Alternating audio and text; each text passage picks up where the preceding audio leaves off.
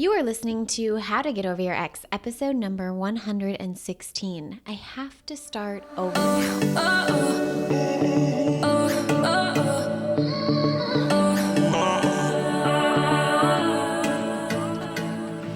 Welcome to How to Get Over Your Ex, a podcast on getting over your ex without it just taking time. I'm your host, Breakup Coach Dorothy. Let's turn your pain into power and your heartbreak into happy. Hello, my beautiful brave hearts. How is everyone doing? This episode is going to air in October sometime. Super exciting. And this episode is actually, it was a prompt, kind of.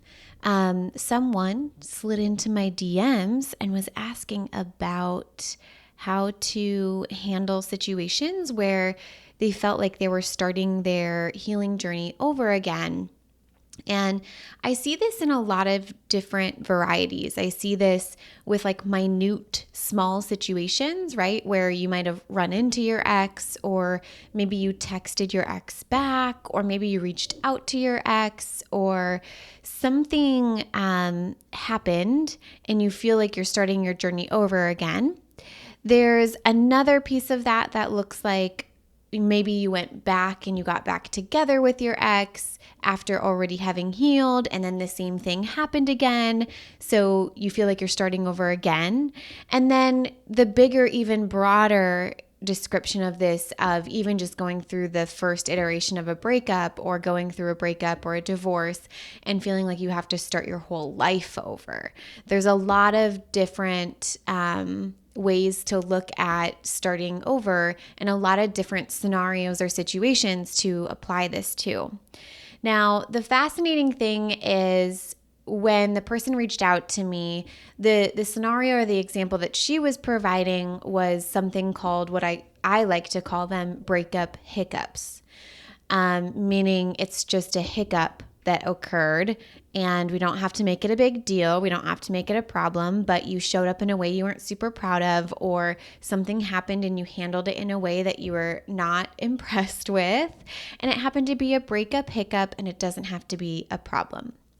Now, when it comes to starting over in any of the scenarios or the situations that I just provided you, that I gave you as examples, I want you to think about, how do I feel when I tell myself I'm starting over, right? How do I feel when I tell myself I'm starting over for any of those examples? If I texted my ex, I reached out to that person, I ran into that person and showed up like a weirdo, or even if you're talking about starting over in a scenario of like, I'm starting my life over, how do you feel when you're telling yourself that? Some of us feel amazing. There might be some people who are like, oh my gosh, I feel so amazing. And some of us feel defeated. And it might even vary according to the situation, right? So sometimes when we're starting something over that's not related to the breakup, so some examples are like, have you ever written a paper for school, or you were working on a project on your computer and then you lost the entire thing because it wasn't saved? This was before like Google Drive and things like that. This would happen to me a lot in grad school, and it was devastating for me, right? Or starting over on a project of sorts, like maybe the parameters of the project changed and now you have to quote unquote start over. Or maybe something as simple as like starting over growing a new plant because your plant died. I have a friend, Dana, who was growing an avocado plant from the seed, and then her cat tipped it over and broke the branch after having grown this beautiful leaf from this seed. And I think that it's really fascinating to look at how we handle starting over, because we're going to start over in a lot of areas of our life. And I know that sometimes people mention, oh, you're not starting over, you're not starting from scratch. And we'll talk all about that. But what I think is most important is to think about how you feel when you're telling yourself you're starting over. in any situation? Do you feel amazing because you're starting over? Because you're thinking, I get to do it better next time. Thank goodness I get to start from scratch. I'm going to do this completely different this time around. My options now are limitless. I have so much data and information. I'm going to do it so much better this time. How do you feel about starting over and why? Remember, thoughts create feelings. So the way that you think about starting over is going to significantly impact your starting over experience. Now, oftentimes, we don't really think of starting over in the way that I just described.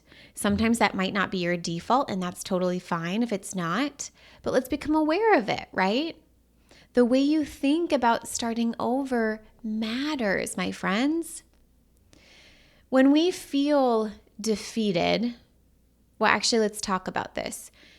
If you're feeling defeated when you think about starting over, is it because you're making starting over mean it's going to take me forever? It won't be the same. I have to start from scratch. It's going to be terrible. It's going to take, I guess I already said that it's going to take forever, right? Are you making starting over mean that you failed the first time around and that's a problem? Now, notice when you think those things, oftentimes you feel defeated, right? And think about how you show up when you feel defeated. For me, I drag my feet. I worry a lot. I complain. I spend so much time ruminating about the problem and not actually doing anything about it, right? Ruminating about all the wrong things, which then results in a very, not exciting, not fun, just a shitty starting over experience. And like I said, if we have to start over either way, what kind of experience do you want to have? We can go back and forth about whether or not this is actually starting over, but instead of entertaining all of that mind drama, I would like you to go to the place of if I have to start over, either way, if I'm for real starting over, what kind of experience do I want to have? So what? Then what? We still have options here about my starting over experience. So the way that I described this to the individual who reached out to me is I really wanted to make sure that it's not about the breakup hiccup. It's not about the specific situation that you're starting over.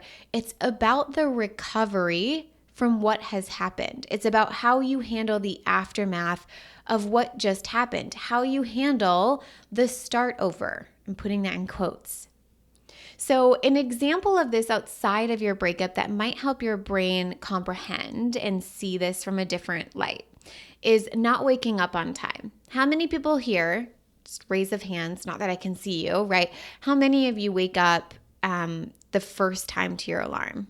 Maybe you do, and that's cool, and you're just a badass. That's super awesome. But for me, I really struggled with the snooze button. Anyone else? Or is it just me?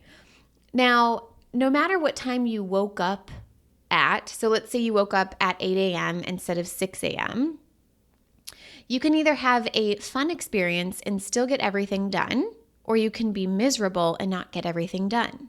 The choice is yours. Just because you woke up at 8 a.m. doesn't necessarily mean you have to believe I'm not going to get it all done.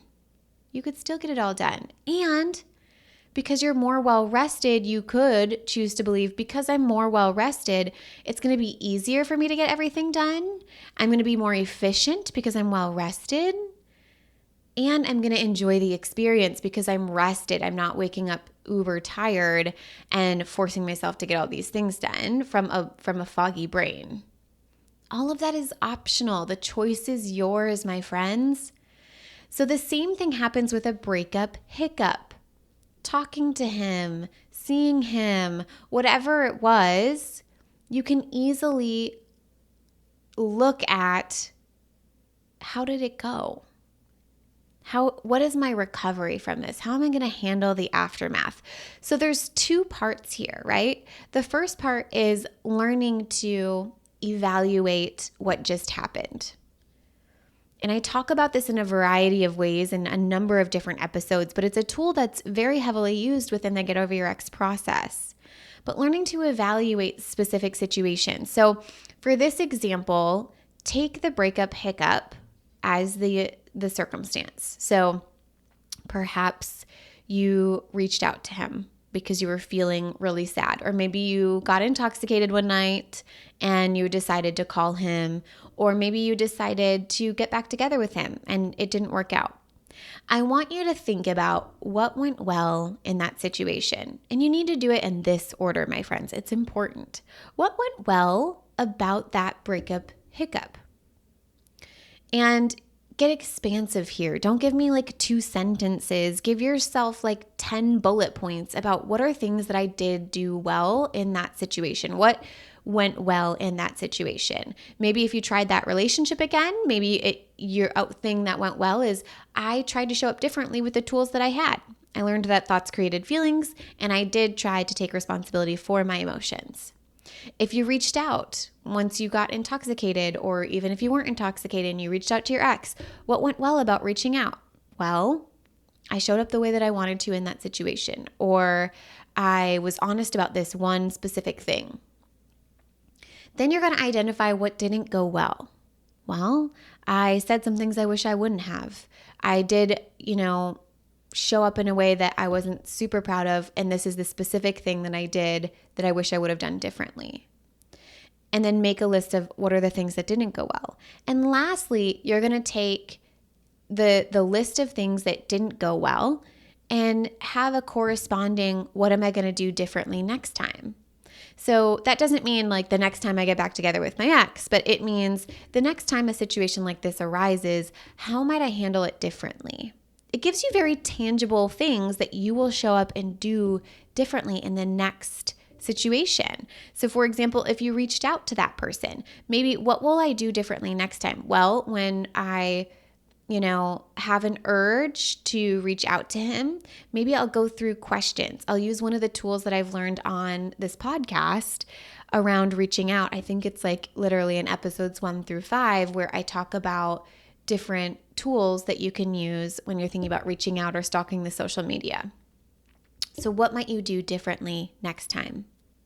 So that's like step 1 is evaluating the original situation. And the reason we do this is to calm your brain down.